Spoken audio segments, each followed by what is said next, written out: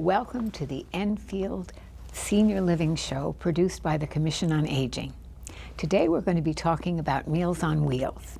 And my guest is Gladys Rivera, who is the Community Renewal Team Nutrition Program Manager. Isn't that a mouthful? It is a mouthful. And you are one busy woman. I understand that Meals on Wheels was actually established in America in 1974 and now supports 5,000 community-based senior nutrition organizations nationwide. It does, and that's an amazing number. I'm happy to be here to talk about the Meals on Wheels programs that CRT provides because it is a national program. And that means there's experience and you cover a wide area yourself. So what is the mission and purpose of the Meals on Wheels program? So our mission is to provide meals for seniors, hundreds of seniors, and be able to keep them healthy and at home. So we provide nutritious meals to them daily. And that is for seniors who are homebound, is that? Exactly. And we'll get in a little bit later to what it means to be homebound and how you have to restrict what you do within certain guidelines, correct? Correct. So how long has Meals on Wheels been supported and done by Community Renewal Team? So the program with Community Renewal Team started in 1973. 1973? Right. So that's you don't look that old. Over 50 years. Thank you. Really? I was crawling at that that long ago? Yes. Wow, that's amazing. And now, since you have lots of, the Community Renewal Team obviously has a lot of experience with this. Just out of curiosity, how many homebound seniors do you serve? Well, currently I have a little over 800 clients in our system. A little over, repeat that, 800? A little over 800 clients. And that's just homebound. We also provide congregate meals for the senior centers, but my program, the home delivered meal program, has over 800 clients. Now, when you talk, the congregate meals would be like the meals provided at the Enfield Senior Center. Correct. And there's two other places that you serve also in Enfield?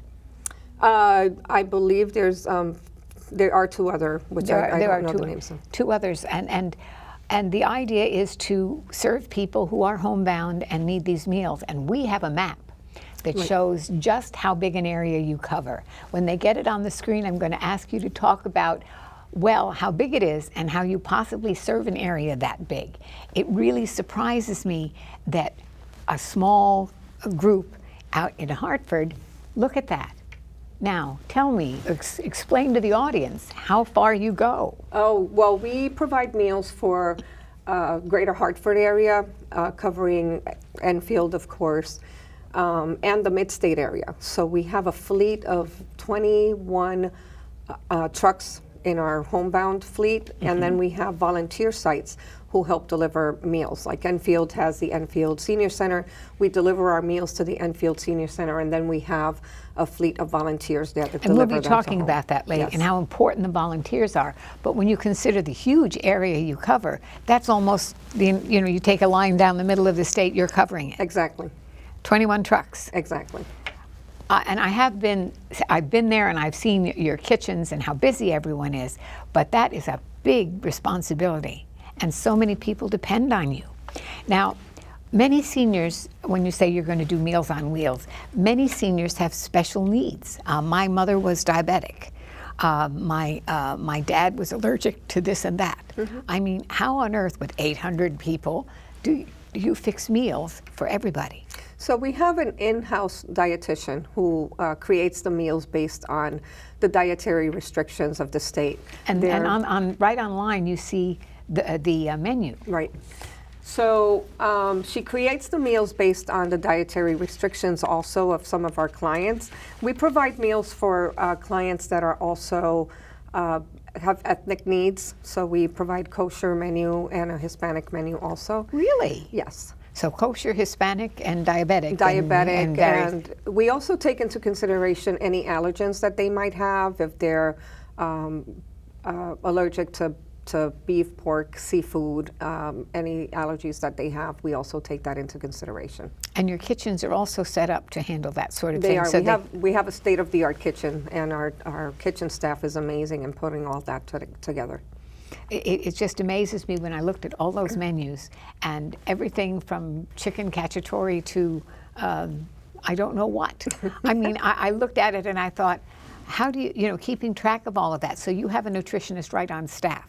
We have a nutritionist on staff, and then we also have a kitchen manager who does the ordering and makes sure that everything is with the specifics of the Now, kitchen you have diet. 800 people. Yes. How do you know that I'm allergic to peanuts? Of course, the client has to let us know, or the doctor. So when they complete their form, they do indicate on there what their restrictions are. So you have doctors that also have input into this menu. We have doctors, social workers, and medical professionals that have input into what the client's needs. That's really important because I know as my mom got older, she wasn't as sure about what. The running joke in our family was I would go out of town and she was a diabetic and she would order a quart of sweet pickles from the local store. Okay.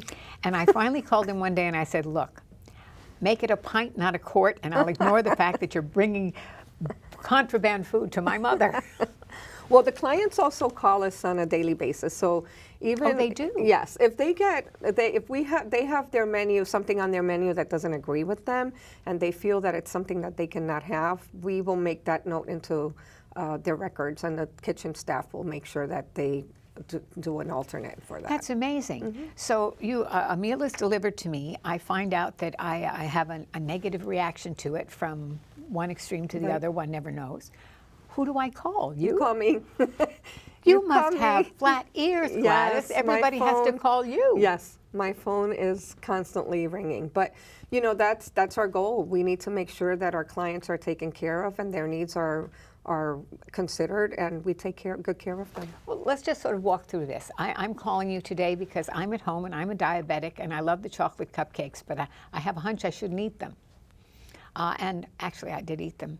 So my daughter's very mad. But I call you, and what happens? I let you know that I received food Right. So what I'll do is make a note in your record stating that we will not send you any chocolate cake anymore, and the kitchen will make sure that that's not added into your diet. So they will provide something like a fruit cup that's has no sugar, or something else, or regular fruit that you would be able to eat. And you do this for every individual of the 800 plus that you serve? That's correct. So is there a computer program that the kitchen staff has access to?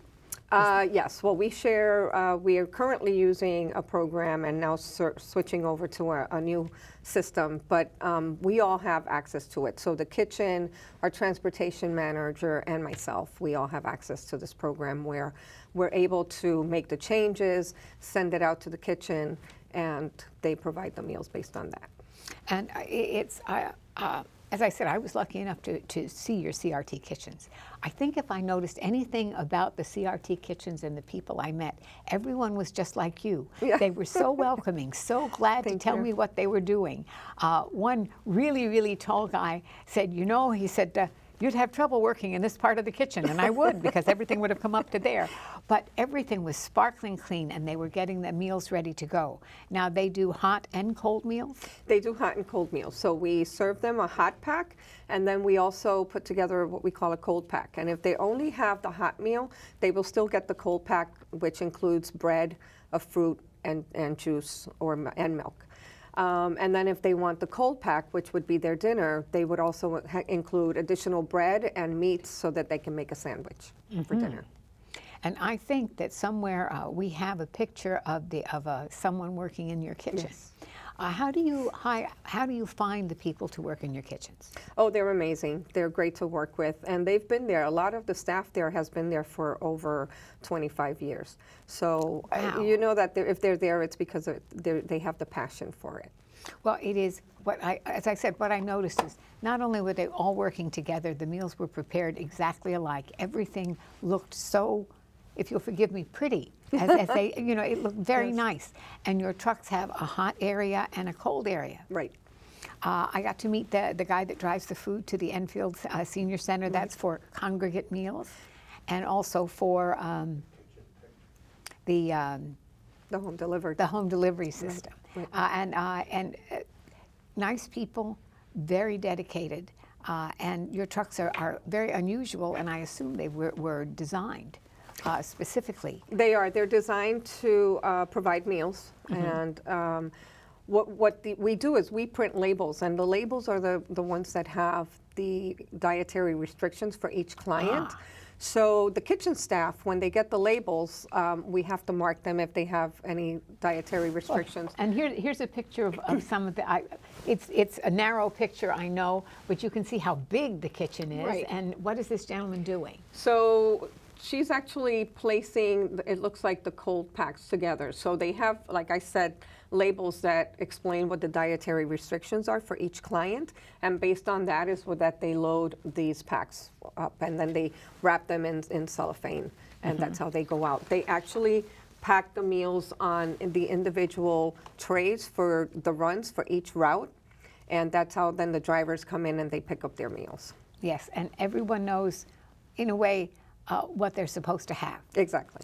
But when the meals that have been prepared by these wonderful, friendly people, and very talented, I got to meet the head chef, who had an amazing background, and then there was another gentleman who was also a chef working in another part of the area. So you don't just have people putting food together like instant meals. These are chefs who prepare high quality, wonderful meals. They do, and that's all based on, like I said, the menus that are created by the dietitian. That's really wonderful.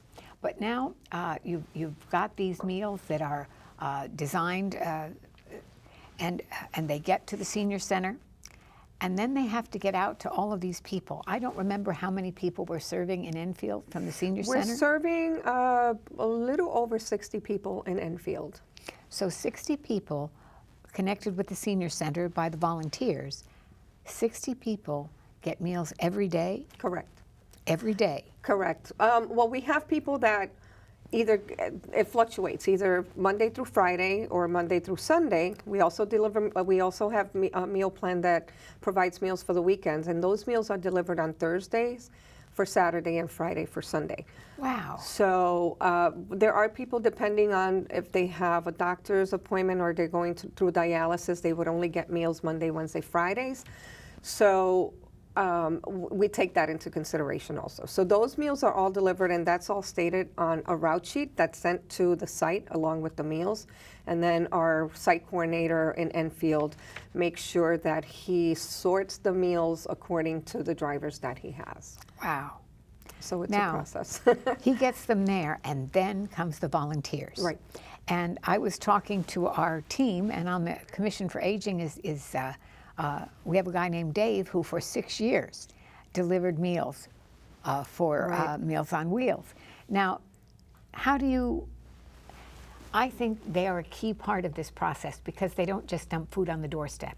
Could you tell me what, if you were a driver, if you were a Meals on Wheels volunteer, describe what you would do?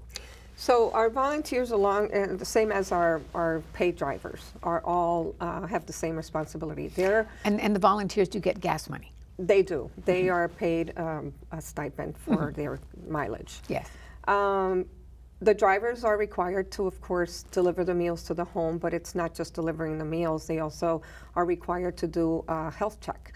So they need to make sure that they see their client, that the client is in good spirits, that they are healthy, and so they're to interact with them and make sure that they don't need anything above and beyond their meals. So those volunteers get some training so they know what to look for. Yes. I understand that you never leave the meal on the porch. We do not.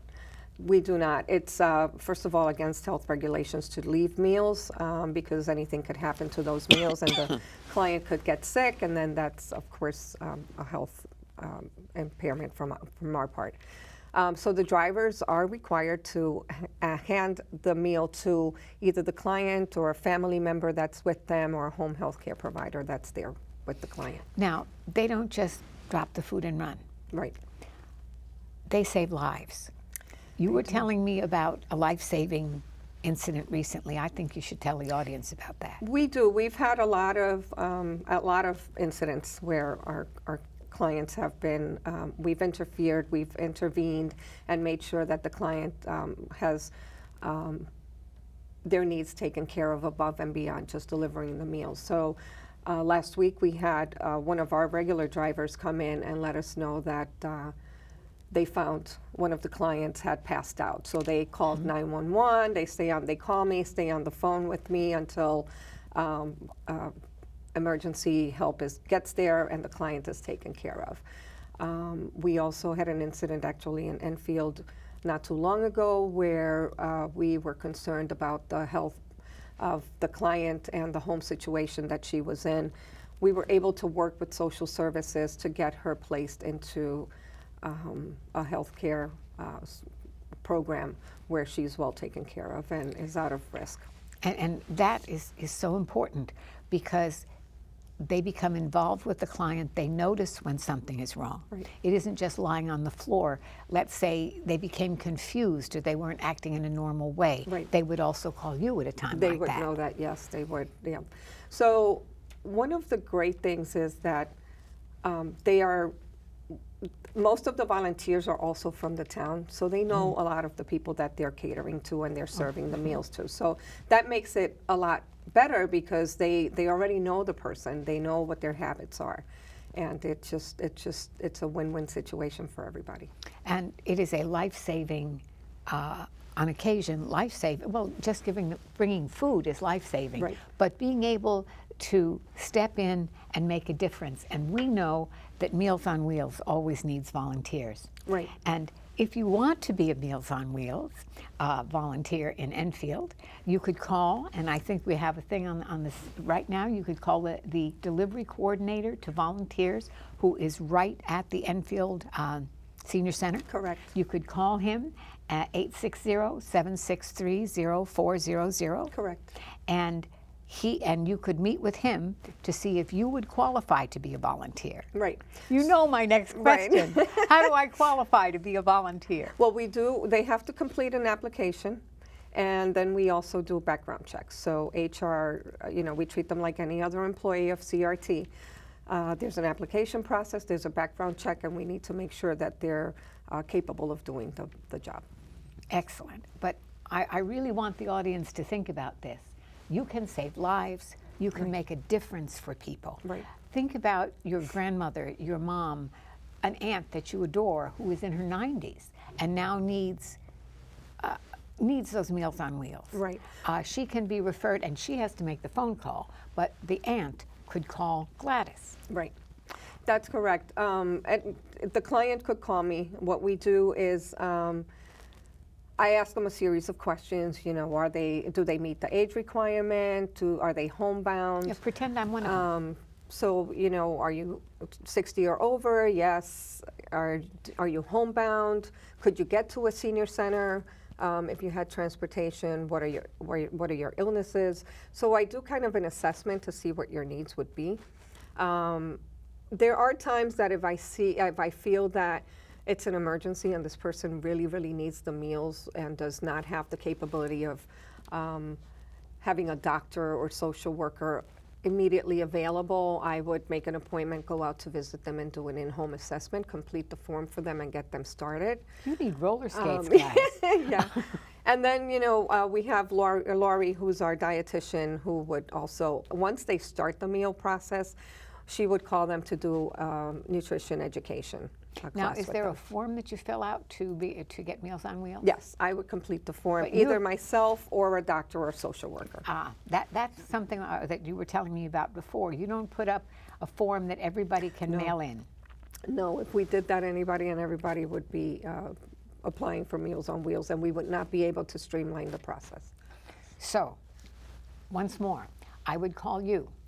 You would say you're too short, or you're not old enough, or you don't seem homebound to me. No, I'm kidding. Seriously, a person calls you and talks to you. Having talked to many homebound people, you probably have a sense or know as people keep talking that they really have a need. Yes. But their doctor or their social worker has to confirm that they really have a need. Correct. And that doctor or social worker then fills out a form and sends it to you? Yes, I would send them the form. I would The doctor would get the communicate form. with the social worker or the doctor. Directly. Yep. and send them the form that needs to be completed. And like I said, if they don't have the access to a doctor or social worker immediately, and I get the sense that this client needs the meals right away, I would set up an appointment with them and go out and visit them and assess them that way. Good grief. And you're covering, how many square miles do you cover? Oh, do you geez. know? I do not know. I looked at that I map. do How not. many square miles is that? I know, oh boy, oh boy, oh boy. And whether they were in the upper part of Central Connecticut or the lower part, you would go. Yes, absolutely. The good thing in Enfield is they can call Ralph. They can call the site coordinator in Enfield, and he would also do the application process over the phone if he feels that that's needed.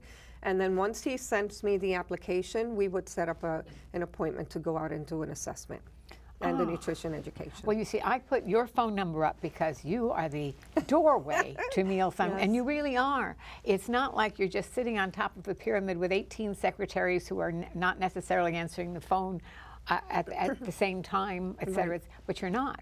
You individually talk to every single person. I do. And I do believe we have a graphic which will show on screen Gladys Rivera. And it will pop up soon because I want the audience to see it, Right. because you are the doorway. And that is so important. Seniors watch programs like this knowing we are trying to make them aware of things that benefit them. And now right under your pretty face, Gladys Rivera, CRT Nutrition Program Manager. For Meals on Wheels. For 'cause we Meals do- on yes, Wheels. Yes. And your number is, 860-560-5848. one more time. 860-560-5848. And folks, you really want to call this lady. If you have a need, if you are homebound, it is so important that you meet those needs. And Gladys Rivera, the doorway to Meals on Wheels, will make sure you get what you need. Yeah, and I just want to state, I am the doorway, but we have a great team you do. in our nutrition department that make it all happen. You walk into those offices, and it is like gangbusters. Yes. Everybody greets you. How can I help you? What are you doing? Have you seen this? Have you seen that? From the kitchen staff on. It's amazing. It's a place that anyone would like to work.